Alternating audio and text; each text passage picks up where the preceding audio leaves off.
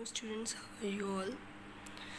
11.1.1 हम कर चुके हैं। 11.1.2 हम करने जा रहे हैं, जो कि आपके लिए थ्योरम नंबर है आपका बेटे 17। ठीक है, ये आपका थ्योरम नंबर 17 है। ठीक है, तो ये है आपका इसका थ्योरम नंबर 17। ठीक है, इसको कहेंगे 17 वाला है।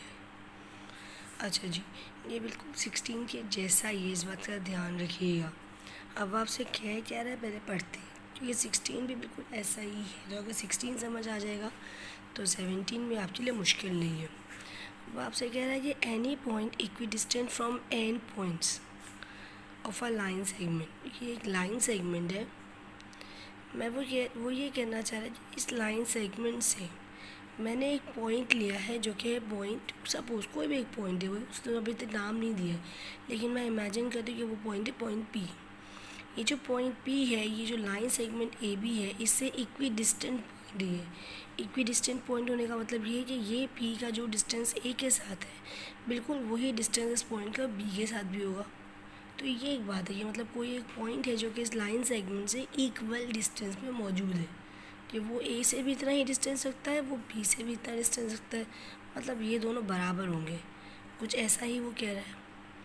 तो वो देखो आगे क्या कह रहा है, is on the right bisector of it. वो ये कह रहा है कि ये जो पॉइंट है ना, जो कि ए बी से बराबर डिस्टेंस पे है, वो इस ए बी का राइट बाइसेक्टर होगा।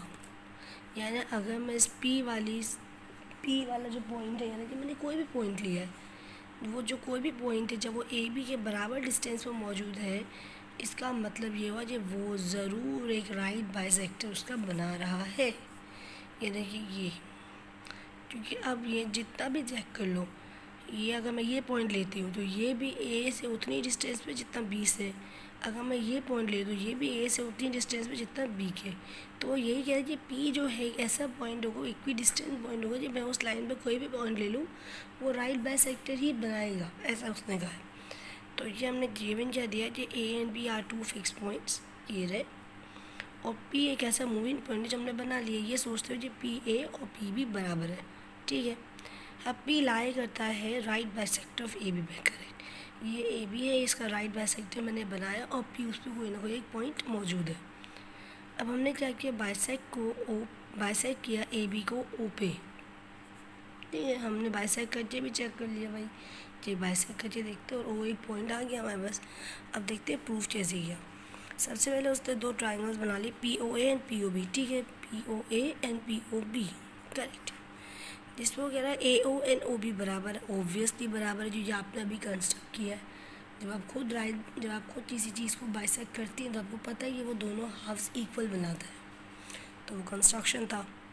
पी ए पी बी बराबर है, ये गिवन था हमें। पी ओ बराबर है, ऑब्वियसली कॉमन पॉइंट है दोनों का। तो जब तीन चीज़ें बराबर होती हैं तो इसमें भी ट्रायंगल कॉन्ग्रुएंट होता है। ये एक नई चीज़ हमने पढ़ी कि अगर तीन साइड्स बराबर हो जाएं तो भी ट्रायंगल कॉन्ग्रुएंट है। ठीक है, अब वो ये कह रहा है कि एंगल 1 और एंगल 2 भी बराबर है। ये एंगल 1, ये एंगल 2। जब दो ट्रायंगल बराबर है तो उससे सारे एंगल्स भी बराबर होंगे। लेकिन एंगल 1 और एंगल 2 तो सप्लीमेंट्री एंगल्स है। सप्लीमेंट्री एंगल्स कौन से होते हैं? अब सप्लीमेंट्री एंगल्स वो होते हैं जो कि एक लाइन पे एग्जिस्ट करें। एक लाइन पे जब दो एंगल्स हों तो वो दोनों एंगल्स ऐड होंगे तो वो 180 डिग्री बनाते हैं।